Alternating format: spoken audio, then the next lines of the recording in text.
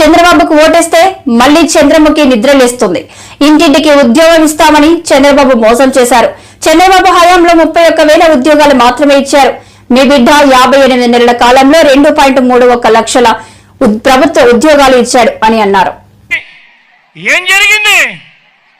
చంద్రబాబు నాయుడు గారి హయాంలో మొత్తంగా ఆయన ఇచ్చిన గవర్నమెంట్ ఉద్యోగాలు ఎన్నో తెలుసా?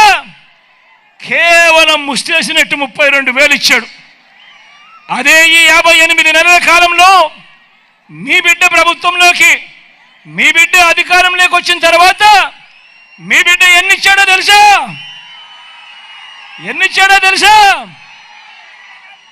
స్వతంత్రం వచ్చినప్పటి నుంచి మన రాష్ట్రంలో ఉన్న గవర్నమెంట్ ఉద్యోగాలు ఎన్ని అంటే 4 లక్షల ఉద్యోగాలుంటే ఈ 58 నెలల కాలంలో మీ బిడ్డ ఇచ్చిన గవర్నమెంట్ ఉద్యోగాలు ఏకంగా మరో 2,31,000 ఉద్యోగాలు ఇచ్చాడు మీ బిడ్డ. వీళ్ళందరూ కూడా ఈ 2,31,000 ఉద్యోగాలు పొందిన వీళ్ళందరూ కూడా మన గ్రామ సచివాలయాల్లోనే కనిపిస్తా ఉన్నారు, మన మెరుగుపడిన హాస్పిటళ్లలో కనిపిస్తా ఉన్నారు, మన బాగుపడిన స్కూళ్ళల్లో కూడా వీళ్ళందరూ కూడా కనిపిస్తా ఉన్నారు. మన చెల్లెమ్మలు, మన తమ్ముళ్ళు.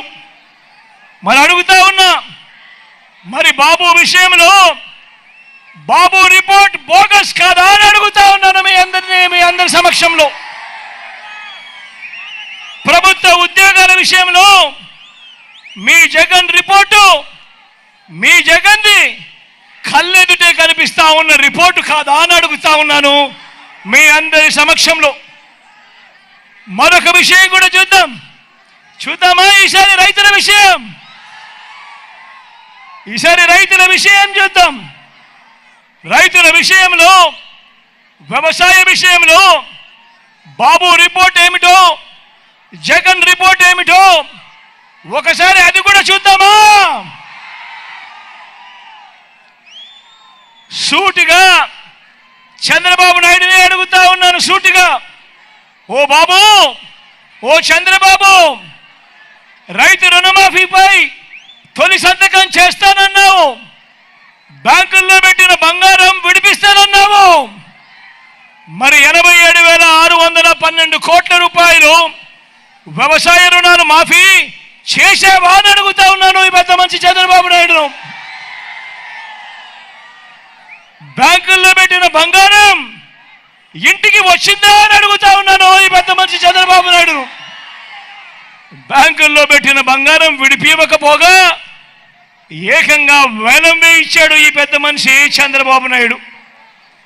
ఇదే పెద్ద మనిషి చంద్రబాబు నాయుడు రైతులకు ఉచితంగా పంటల బీమా ఏ రోజైనా ఇచ్చాడా ఈ పెద్ద మనిషి చంద్రబాబు నాయుడు గారిని అడుగుతా ఉన్నాం. రైతులకు సమయానికి సీజన్ ముగిసేలోగానే ఇన్పుట్ సబ్సిడీ ఇచ్చిన చరిత్ర ఏ రోజైనా ఒక్క రోజైనా ఉందా చంద్రబాబు నాయుడుకు అని అడుగుతా ఉన్నా.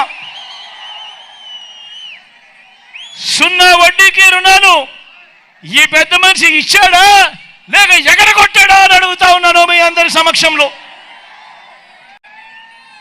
పెట్టుబడికి సహాయంగా, రైతు భరోసాగా ఈ పెద్ద మనిషి చంద్రబాబు నాయుడు గారు ఏ ఒక్క రోజైనా, ఏ ఒక్క రైతుకైనా కూడా రైతుకు పెట్టుబడికి సహాయంగా, తోడుగా, రైతు భరోసాగా ఏ ఒక్క రోజైనా ఇచ్చాడా అని అడుగుతా ఉన్నాను మీ అందరినీ.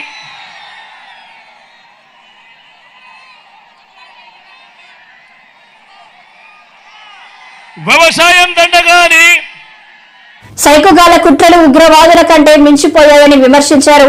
టీడీపీ, జనసేన, బీజేపీ పొత్తు పెట్టుకున్నాయని, ఎన్నికల్లో జనసేనను డ్యామేజ్ చేసేలా 54 నియోజకవర్గాల్లో గ్లాసు ప్లంపర్ గుర్తు స్వతంత్ర అభ్యర్థులకు వచ్చేలా వైసీపీ కుట్రలు చేసిందని చంద్రబాబు ఆరోపించారు. వ్యాపారాలు మీకోసం కాదు, వాళ్ళ కోసం వ్యాపారాలు చేసే పరిస్థితి వస్తుంది. మీకు శాంతి భద్రతలు ఉండవని చెప్పి తెలియజేస్తున్నా. ఇక్కడికి వచ్చినప్పుడు మా ఆడబిడ్డలకు ఒకటి హామీ ఇస్తున్నా, నేను ఎప్పుడు కూడా ఆడబిడ్డల పక్షపాతిని. చరిత్ర ఒక్కసారి నెమరేసుకోండి. ఏం చేసినా తెలుగుదేశమే మీకు చేసింది. తెలుగుదేశం మీకు పుట్టిల్లు అవునా కాదా తల్లి అని అడుగుతున్నా. అవునంటే ఆడబిడ్డలు చేలు పైకెత్తండి. ఆస్తిలో సమానకు ఇచ్చిన నాయకుడు ఎన్టీ రామారావు గారు అవునా? చెల్లికి ఆస్తి ఇవ్వకుండా ఆస్తి ఇవ్వకుండా ఎగ్గొట్టిన వాడు సైకో అవునా కాదా? ఇచ్చాడా ఆస్తిలో హక్కు? అలాంటి అన్న కావాలా మీకు? తల్లికి అన్నం పెట్టాడా? పెట్టినవాడు మీకు కావాలా అని అడుగుతున్నా మిమ్మల్ని అందరినీ. నేను అందుకే మళ్ళా మీ అందరికి హామీ ఇస్తున్నా. డాక్రా సంఘాలు పెట్టాం, ఉద్యోగాల్లో కాలేజీల్లో ఆ రోజు 33% రిజర్వేషన్లు తీసుకొచ్చాం. ఈ రోజు హామీ ఇస్తున్నా. ఏదైతే మహాశక్తి అనే కార్యక్రమం కింద ఈ రోజు మా ఆడబిడ్డలకు హామీ ఇస్తున్నా. 4 కార్యక్రమాలు తీసుకుంటున్నాను. ఈ 4 కార్యక్రమాలు మీరు చూస్తే, ఒకటి ఆడబిడ్డ నిధి. ఒక్కొక్క ఆడబిడ్డకి నెలకు 1500, సంవత్సరానికి 18,000, 5 ఏళ్లకు 90,000, ముగ్గురుంటే మీ ఇంటికి 2,70,000 పంపిస్తానని మీ అందరికి హామీ ఇస్తున్నా. అదే మాదిరిగా ఈరోజు నేను ఒకటి హామీ ఇస్తున్నా. ఎవరైతే కొన్ని ఆడబిడ్డలకి ఎంతమంది పిల్లలుంటే అంతమందికి తల్లికి చదువు కింద వందనం కింద 15,000 ఇస్తా. 2 ఆడబిడ్డలుంటే 30,000 ఇస్తా. ముగ్గురుంటే 45,000 ఇస్తా. 4 ఉంటే 60,000 ఇస్తా. ఏ తల్లి ఏ తండ్రి కూడా పిల్లల్ని చదివించాలంటే సందిగ్ధం లేకుండా అందరినీ చదివించే బాధ్యత నాది, ఓట్లేసే బాధ్యత మీదని మా ఆడబిడ్డలు కోరుకుంటున్నా. మూడోది, నేనే దీపం పెట్టాను, దీపాన్ని ఆర్పేశారు. ఇప్పుడు హామీ ఇస్తున్నా, 3 గ్యాస్ సిలిండర్లు ఉచితంగా ఇస్తా మీకు. 4వది, ఆర్టీసీ బస్సుల్లో ఉచిత ప్రయాణం. నేనే డ్రైవర్ని, చంద్రన్నే మీ డ్రైవర్. అభివృద్ధికి మంచి డ్రైవర్ని. మా ఆడబిడ్డల్ని సురక్షితంగా తీసుకెళ్లి మళ్లీ ఇంటికి తీసుకొచ్చే బాధ్యత నాదని మా ఆడబిడ్డలకు హామీ ఇస్తున్నా. ఈ 4 కాకుండా నేను ఒకటే మీ అందరినీ కోరుతున్నాను. నేను ఒక కార్యక్రమం మీకు ఇస్తున్నా. ఆ కార్యక్రమం ద్వారా మీరు ఒక్కసారి ఆలోచిస్తే డాక్రా సంఘాలకు గాని మహిళలు గాని లక్షాధికారులు చేసే బాధ్యత నాది. డబ్బులు ఇవ్వడమే కాదు, చేపనివ్వడమే కాదు, చేపను పట్టుకునే విధానం కూడా నేర్పిస్తారని మా ఆడబిడ్డలందరికీ హామీ ఇస్తున్నా. దీనికి డాక్రా సంఘాలకి 10 లక్షలు రుణాలు ఇప్పించి, వడ్డీ లేని రుణాలు ఇప్పించి, మీకు నైపుణ్యాన్ని పెంచి డబ్బులు సంపాదించే మార్గం నేర్పిస్తా. మా ఆడబిడ్డల్ని ప్రతి ఒక్క ఇంటికి ఒక ఆర్థిక మంత్రిగా చేస్తారని మా ఆడబిడ్డలందరికీ. మంగళవారం నర్సీపట్నం మున్సిపాలిటీ 16వ వార్డులో వైఎస్ఆర్ కాంగ్రెస్ పార్టీ అభ్యర్థి ఉమాశంకర్ గణేష్ ఎన్నికల ప్రచారం నిర్వహించారు. ఆయన ప్రచారానికి పెద్ద సంఖ్యలో ప్రజలు హాజరయ్యారు. భారీగా మహిళలు తరలి రావడంతో ప్రచారం హోరెత్తిపోయింది. 16వ వార్డు శారదానగర్ లో జనహోరు. వైఎస్ఆర్ పార్టీ అభ్యర్థి గణేష్ కు అపూర్వ ఆదరణ. మంగళవారం నర్సీపట్నం మున్సిపాలిటీ 16వ వార్డులో వైఎస్ఆర్ కాంగ్రెస్ పార్టీ అభ్యర్థి ఉమాశంకర్ గణేష్ ఎన్నికల ప్రచారం నిర్వహించారు. ఆయన ప్రచారానికి పెద్ద సంఖ్యలో ప్రజలు హాజరయ్యారు. భారీగా మహిళలు తరలి రావడంతో ప్రచారం హోరెత్తిపోయింది. వార్డు కౌన్సిలర్ వీరమాచినేని జగదీశ్వరి ఆధ్వర్యంలో అడుగడుగునా ప్రజలు పూలు చల్లి స్వాగతం పలికారు. ప్రతి ఇంటి ముందు మహిళలు ఎమ్మెల్యే గణేష్ కు హారతులు పట్టారు.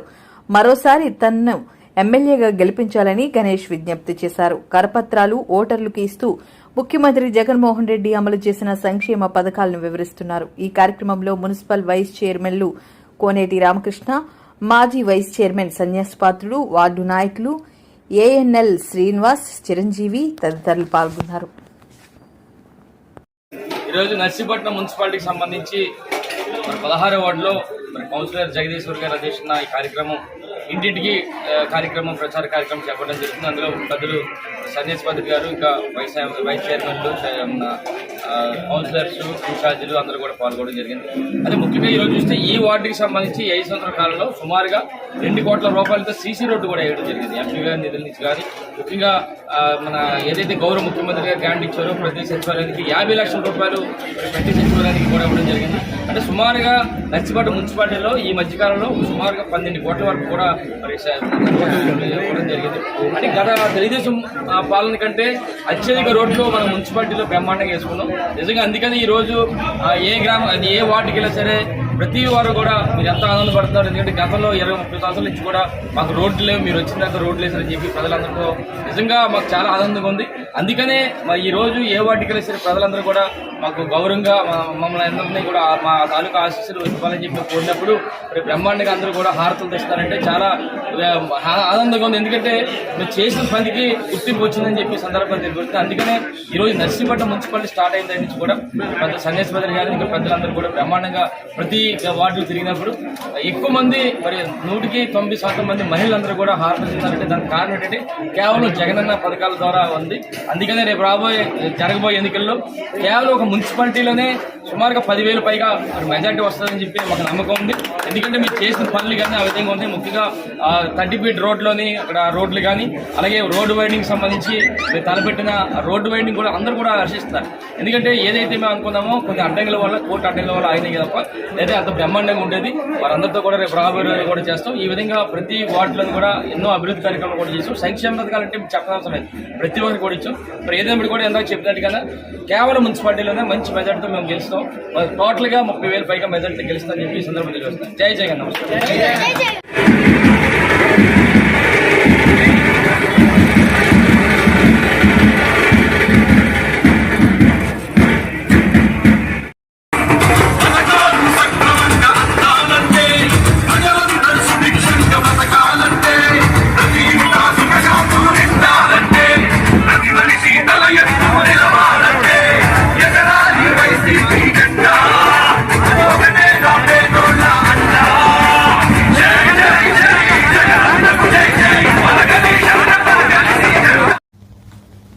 ఇవి న్యాయానికి నేరానికి మధ్య జరుగుతున్న ఎన్నికలని వైఎస్ షర్మిల అన్నారు. ఈ ఎన్నికల్లో వైఎస్ రాజశేఖర రెడ్డి బిడ్డ ఓడిందంటే నేరం గెలిచిందని అర్థమై పేర్కొన్నారు. రావులపాలెంలో ఆమె మీడియాతో మాట్లాడారు. ఎంక్వైరీ ఎందుకు వద్దన్నారు? మీరు ఏది దాచుకోవడానికి లేకపోతే, మీ దగ్గర రహస్యాలు లేకపోతే, మీరు భయపడకపోతే సిబిఐ ఎంక్వైరీకి ఎందుకు వద్దన్నారు? ఇంకా కడప ప్రజలకు సమాధానం చెప్పాల్సిన అవసరం ఉంది. ఈ 5 సంవత్సరాలు అవినాష్ రెడ్డి గారు సాక్ష్యాలు తుడిచేస్తుంటే అమాయకంగా నిలబడి చూశాడట. ఇది వాళ్ళే రవీంద్రనాథ్ రెడ్డి గారే సొంత మామేనమామ గారే చెప్తున్నారు. అంటే అలాంటి మనిషిని నిలబడి సాక్ష్యాలు తుడిచేస్తుంటే నిలబడి చూసిన మనిషిని ఈ 5 సంవత్సరాలు జగన్మోహన్ రెడ్డి గారు తన అధికారాన్ని కంచెవేసి అడ్డేసి ఎందుకు కాపాడారో కడప ప్రజలకు జగన్మోహన్ రెడ్డి గారు సమాధానం చెప్పాలి. 5 సంవత్సరాలు చేసింది ఒక ఎత్తైతే, కాపాడడం మీరు ఒక ఎత్తైతే, ఒక అక్యూజ్డ్ ని కాపాడడం ఒక ఎత్తైతే, మళ్లీ అదే అక్యూజ్డ్ కి మీరు ఎంపీ టికెట్ ఎందుకు ఇచ్చారో కడప ప్రజలకు సమాధానం చెప్పాల్సిన అవసరం ఇంకా ఉంది, మిగిలే ఉంది. ఇక్కడ ముఖ్యంగా చెప్పాలనుకున్నది ఏమిటంటే, కడపలో జరుగుతున్న ఈ ఎన్నికలు ఒక పక్క ధర్మానికి, ఇంకో పక్క డబ్బుకి జరుగుతున్న ఎన్నికలు. ఒక పక్క న్యాయానికి, ఇంకో పక్క నేరానికి జరుగుతున్న ఎన్నికలు. ఈ ఎన్నికల్లో రాజశేఖర్ రెడ్డి బిడ్డ ఓడిపోయింది అంటే నేరం గెలిచింది అని అర్థం. ఇంకొక అంశం, జగన్మోహన్ రెడ్డి గారు నిన్న ఇంటర్వ్యూలో ప్రస్తావించిన అంశం, రాజశేఖర్ రెడ్డి గారి పేరును సిబిఐ ఛార్జ్ షీట్ లో కాంగ్రెస్ పార్టీ చేర్చింది అని పదే పదే చెప్తున్నాము. ఇటీవల నాకు తెలిసిన విషయమే ప్రజల ముందు గత కొన్ని రోజులుగా బయట పెడుతున్నాము. కాంగ్రెస్ పార్టీ రాజశేఖర్ రెడ్డి గారి పేరును సిబిఐ ఛార్జ్ షీట్ లో చేర్చలేదు. వాస్తవం ఏమిటంటే, అసలు రాజశేఖర్ రెడ్డి గారి పేరు ఎఫ్ఐఆర్ లో కూడా లేకపోతే సుధాకర్ రెడ్డి గారు ఎవరైతే ఇప్పుడు ఏఏజీగా ఉన్నారో పొనుగోలు సుధాకర్ రెడ్డి గారు అదే పనిగా రాజశేఖర్ రెడ్డి గారి పేరు కూడా ఈ కేసులో లేకపోతే, ఛార్జ్ షీట్ లో లేకపోతే జగన్మోహన్ రెడ్డి గారు ఈ కేసులలో నుంచి బయటపడటం అసాధ్యము అని సిబిఐ కోర్టులో పిటిషన్ వేశాడు, హైకోర్టులో పిటిషన్ వేశాడు, సుప్రీంకోర్టులో కూడా పిటిషన్ వేశాడు. ఆ మేరకు సిబిఐ రాజశేఖర్ రెడ్డి గారిని పేరుని ఛార్జ్ షీట్ లో చేర్చింది తప్ప కాంగ్రెస్ పార్టీ రాజశేఖర్ రెడ్డి గారి పేరును ఛార్జ్ షీట్ లో చేర్చలేదు. ఇక్కడ గమనించాల్సిన విషయం ఏమిటంటే, కొడుకయ్యుండి ఎంత దుర్మార్గం కాకపోతే సొంత తండ్రి పేరుని ఛార్జ్ షీట్ లో చేర్పిస్తాడు. చేర్పించిన వ్యక్తిని 5 రోజుల్లో 6 రోజుల్లోనే, ఈయన ముఖ్యమంత్రి అయిన 6 రోజుల్లోనే ఏఏజీ పదవిని కట్టబెడతాడు. ఇది దుర్మార్గం కాకపోతే, ఇది సిగ్గుచేటు కాకపోతే ఏమిటి అని రాజశేఖర రెడ్డి బిడ్డ, రాజశేఖర రెడ్డి గారి అభిమానులు అడుగుతున్నారు. మీరు స్వార్థం కోసం ఈరోజు రాజశేఖర రెడ్డి గారి పేరుని సిబిఐ ఛార్జ్ షీట్ లో చేర్పించి ఈ దుర్మార్గపు చర్య చేయడమే కాకుండా మళ్లీ ఆ బుడదని ఇంకొకరి మీద పుయ్యాలని చూస్తున్నారు. ఇది సబబు కాదు. రాజశేఖర రెడ్డి గారి అభిమానులందరికీ మళ్లీ చెప్తున్నాం, రాజశేఖర రెడ్డి గారి పేరును సిబిఐ ఛార్జ్ షీట్ లో చేర్చింది జగన్మోహన్ రెడ్డి గారి మనిషి. జగన్మోహన్ రెడ్డి గారు ఆ మనిషిని పిలిచి 6 రోజుల్లోనే. విశాఖ జిల్లా భీమిలి నియోజకవర్గం మధురవాడ జీవీఎంసీ 7వ వార్డు పరిధి వాంబే కాలనీలో రాష్ట్ర నగరాల కార్పొరేషన్ చైర్మన్ పోతిన శ్రీనివాసరావు ఆధ్వర్యంలో ఎన్నికల ప్రచారం అట్టహాసంగా జరిగింది. భారీ ఎత్తున మహిళలు పాల్గొన్నారు. భారీ ర్యాలీ నిర్వహించారు.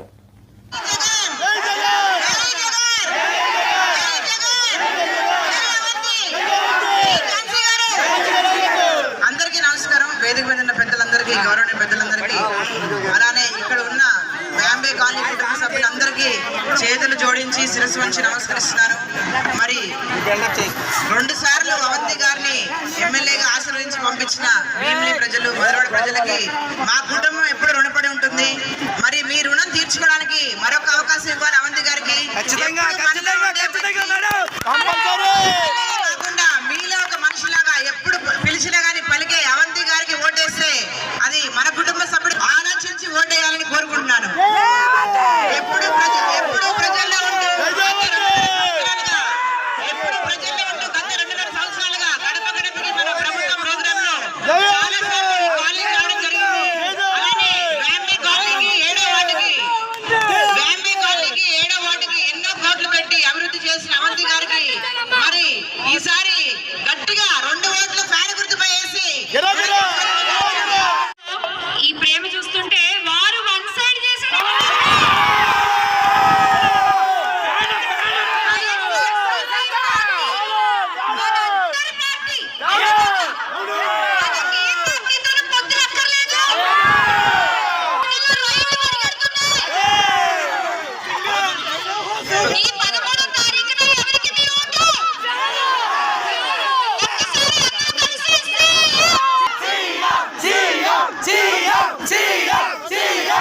ముగిసింది.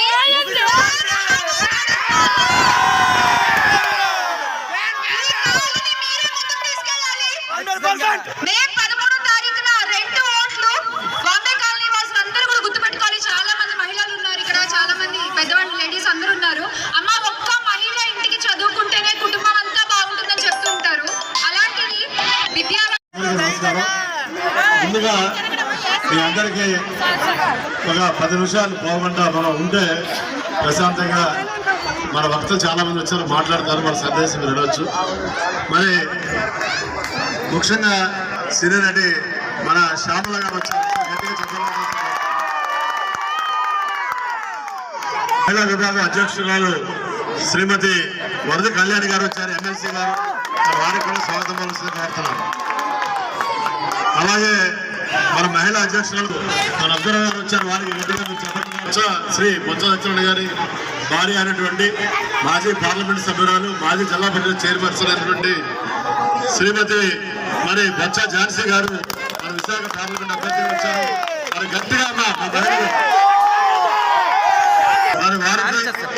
వారికి వచ్చినటువంటి మన 7వ వార్డు సభ్యులు ప్రజలు, గ్రామ ప్రజలు మన మంత్రి గారి ప్రసారం ముందుగా మన శ్యామల గారు మాట్లాడతారు. ప్రతి రైలులో సాధారణ బోగీలను 5కు పెంచాలి. ప్రధానమంత్రి దివ్య సన్నిధికి దేశవ్యాప్త కోటి ఉత్తరాల గాంధేయ మార్గంలో విజ్ఞప్తి. రైలులో 5 సాధారణ బోగీల సాధారణ సమితి జాతీయ కన్వీనర్ డాక్టర్ పరికిపల్ల అశోక్. ప్రతి మధ్యతరగతి కుటుంబాలు కానీ పేదవాళ్ళు కానీ మన ఒక ప్రదేశం నుంచి ఇంకొక ప్రదేశానికి చుట్టాల వారి ఇంటికి పోవాలన్నా, ఏదైనా ఫంక్షన్స్ వారిగా వెళ్ళాలన్నా, లేదా డ్యూటీ పరంగా కానీ కూలి పని చేసుకునే వాళ్ళు నిత్యం మనం క్యాచ్ చేసేది ట్రైన్స్, రైళ్లను మాత్రమే. సో ఇవాళ ప్రపంచవ్యాప్తంగా ఇండియన్ రైల్వేస్ అనేది 2nd biggest transporting system. So భారతదేశంలో ఉన్నటువంటి 140 కోట్ల మందిలో ప్రతిరోజు 80 కోట్ల మంది ట్రైన్లలో తిరుగుతూ ఉన్నారనేది ఒక అనధికారిక అంచనా. సో అయితే దీంట్లో ఏంటంటే ఎప్పుడో 20 సంవత్సరాల క్రితం పెట్టినటువంటి ప్రతి రైలు, ఎక్స్ప్రెస్ రైల్స్ కానీ ఏవైనా కానీ, సో దాంట్లో జనరల్ బోగీలు 2 మాత్రమే ఉన్నాయి, అట్లాగే కంటిన్యూ అవుతూ ఉన్నాయి. సో ఆ 2 జనరల్ బోగీలలో ఎంతమంది పడతారంటే 50+50 100 మంది. కానీ ఇప్పుడున్నటువంటి ఒక 20 రెట్ల జనాభా పెరుగుదల జరిగింది. సో దానికి అనుసరించి ప్రతి స్టేషన్లో ఆ జనరల్ బోగీలో 50 మంది ఎక్కుతున్నారు. సో కాబట్టి ఆ క్రమంలో ప్రయాణం చేస్తున్న క్రమంలో సాధారణ బోగీల్లో ఎక్కుతున్నటువంటి ప్రజల యొక్క బాధలు వర్ణాతీతం. అనేక సార్లు చిన్నపిల్లలతో ఎక్కిన వాళ్ళు ఎక్కబోతా ఉంటే కింద పడి వాళ్ళ ప్రాణాలు పోయిన సందర్భాలు కూడా ఉన్నాయి. సో నేను అంత వరంగల్ నుంచి ఇక్కడ వరకు రావడానికి కారణం ఏంటంటే, నేను ఒక రోజు కోనార్క్ ఎక్స్ప్రెస్ వెళ్తామంటే ఒక ప్రెగ్నెంట్ లేడీ చిన్న పాపను ఎత్తుకొని ఎక్కబోయింది, కింద పడింది. ఆ పాపకు హెడ్ ఇంజురీ అయింది, చనిపోయింది. మళ్ళీ తర్వాత ఒక 16 రోజుల తర్వాత మళ్ళీ విషయం ఏం తెలిసిందంటే, ఆ కింద పడ్డ ఆ తల్లి ప్రెగ్నెంట్ కూడా. సో ఆ కడుపులో ఉన్న పిండం కూడా చనిపోయింది. ఎందుకంటే కింద పడ్డప్పుడు కడుపుకు దెబ్బ తగిలింది, ఎత్తుకున్న పాప కూడా దెబ్బ తగిలింది. సో ఆ సంఘటన నన్ను చాలా చలించి వేసింది. సో దాని నుంచి ఏదైనా చేయాలని చెప్పేసి నేను ఈ కార్యక్రమాన్ని మొదలుపెట్టుకున్నాను. సో ఇది ఏంటంటే, ఇది ఒక గాంధీయన్ వేలో ఒక భారతదేశ వ్యాప్తంగా ప్రధానమంత్రి గారికి కోటి ఉత్తరాల కార్యక్రమం. ఈ యొక్క సాధారణ ప్రయాణికుల యొక్క బాధను వారికి తెలియజెప్పడం కోసం ఆ సంఘటన అనేది నన్ను ఇన్స్పైర్ చేసింది. నేను తెలంగాణ వాసిగా తెలంగాణ రాష్ట్రం మొత్తం ఈ కార్యక్రమాన్ని తీసుకొని తిరుగుతున్నాను. సో ప్రతి వ్యక్తి కూడా ఒక కార్డు ముక్క రాయని నేను చెబుతున్నాను. సో ప్రధానమంత్రి గారికి మేము దాంట్లో అడ్రస్ కూడా ఉదాహరించడం జరిగింది. ప్రధానమంత్రి గారి యొక్క అడ్రస్కి మనం పడుతున్నటువంటి బాధలు ఏదైతే ఉన్నాయో ఒక కార్డు క్యాంపెయిన్ చేయమని చెప్తున్నాము. ఆ కార్డులో 2 అడ్రస్ మేము ఇస్తున్నాము. ఆర్టికల్స్ కూడా వచ్చాయి వివిధ పత్రికలలో. సో ప్రతి వ్యక్తి కూడా ఈ యొక్క ప్రధానమంత్రి గారికి అడ్రస్కి ఒక కార్డు ముక్క రాయండి అని చెప్తున్నాం. అట్లాగే ఈ యొక్క మేము పేపర్లో వచ్చిన వాటిని షేర్ చేయండి అని చెప్తున్నాం. ఆ తర్వాత PMO ఇండియా అనేది ప్రధానమంత్రి గారి యొక్క ట్విట్టర్ ఖాతా అడ్రస్. PMO అనేది క్యాపిటల్ లెటర్స్, ఇండియాలో I అనేది క్యాపిటల్ లెటర్, మిగతా స్మాల్ లెటర్స్. సో ఈ ట్విట్టర్లో ప్రధానమంత్రి గారు అందుబాటులో ఉంటారు. సో వారికి ప్రతి వ్యక్తి ఒక 100 ట్వీట్లు చేయండి అని కోరుతా ఉన్నాం. సో ఇది ఒక ప్రజా ఉద్యమంగా ముందుకు రావాలి. ఒక గాంధీయన్ ఐడియాలజీలో మనం ముందుకు పోతున్నాం. సో ఇది నాకు 3 పేపర్లో వచ్చిన తర్వాత నాకు ప్రతిరోజు 300 కాల్స్ వస్తున్నాయి. దాంట్లో 250 కాల్స్ ఆంధ్రప్రదేశ్ నుంచి వస్తున్నాయి. సో కాబట్టి ఆ యొక్క బలమైన అంశం నన్ను ఇక్కడ వరకు తీసుకొచ్చింది. ఇది ఇవాళ మీ అందరి దృష్టిలోకి తీసుకొచ్చేది ఏంటంటే, ఇది ఆంధ్రప్రదేశ్లో మొట్టమొదటి కార్యక్రమం. ఇవాళ మేము ఉదయం పూట ఆ బీచ్ రోడ్డుకి వెళ్ళి వారిని రిక్వెస్ట్ చేసి ఒక 200 ఉత్తరాలు రాయించి పోస్టులో వేయడం జరిగింది. సో ఇది మీ అందరి సహకారం కనుక ఇస్తే ఇది మన అందరి సమస్య. మనందరం కూడా ఖచ్చితంగా ఇది ఒక ప్రజా ఉద్యమం లాగా ప్రతి ఒక్కరు కూడా ఒక కార్డు ముక్క రాయడము, వాట్సాప్ ద్వారా దీన్ని ముందుకు తీసుకుని ట్వీట్లు చేయడము,